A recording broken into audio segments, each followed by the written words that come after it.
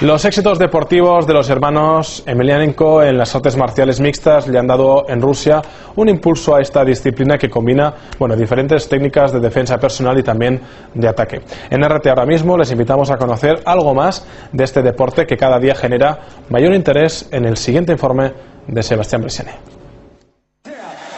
Las artes marciales mixtas son aquellas que se caracterizan por incorporar una amplia gama de técnicas de defensa personal basadas en los golpes y en sometimientos propios de la lucha.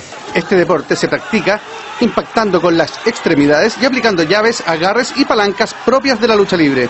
En definitiva, el objetivo de las artes marciales mixtas es vencer o someter al rival a través de la lucha combinada, por lo cual no sirve solo golpear duro, sino se sabe amarrar, inmovilizar y hacer rendir al oponente.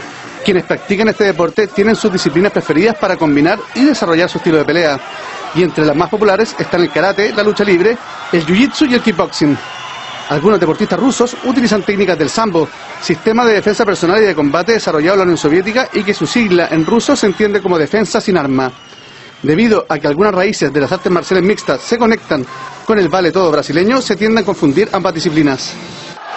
Uno de los errores es que la gente cae en relacionar automáticamente a las artes marciales mixtas con el vale todo, disciplina que, tal como su nombre lo dice, no observa ningún tipo de reglas. Hoy las artes marciales mixtas son un deporte regulado con el fin de proteger la salud de sus cultores y de convertir a esta actividad en un espectáculo atractivo para el público. En este deporte las peleas tienen reglas, algunas al límite, pero existe regulación. Revisemos las más importantes. Se usan guantes con el fin de cuidar los puños y la cara de cortes. Los combates tienen árbitros, límites de tiempo y categorías de peso. Esto significa que la pelea no espera que un luchador quede inconsciente para dar un ganador y que se busca equiparidad de fuerzas a través de la balanza y además se prohíben los golpes bajos, cabezazos y ataques a los ojos. Tampoco se puede patear al adversario estando de pie si éste está en el suelo.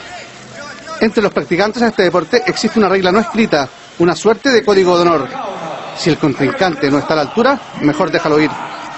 Las artes marciales mixtas no es solo un deporte, sino también es un espectáculo que genera interés mediático y convocatoria popular, por lo cual la barbarie no tiene cabida.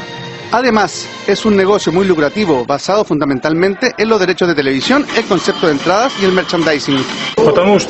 Creo que ya es un deporte universal. La combinación del show, la puesta en escena y la competencia produce efecto. Cada vez vemos mejores peleas, así lo quiere el espectador, así funciona. Otras disciplinas han quedado atrás y cada día vemos mejores peleas mixtas.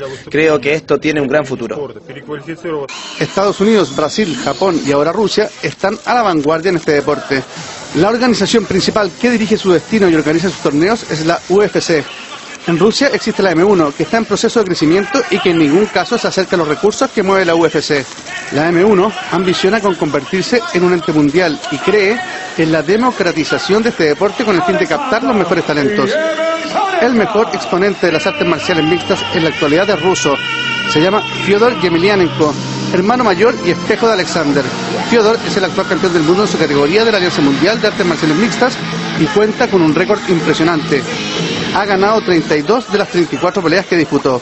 Alexander trata de seguir sus pasos y hace pocos días logró en Moscú el título de peso pesado en la Pro FC. Sin embargo, Fyodor es considerado el mejor de todos, para algunos entendidos el más completo de la historia. Esta familia es una de las razones por la cual este deporte cada día vuela más alto en Rusia.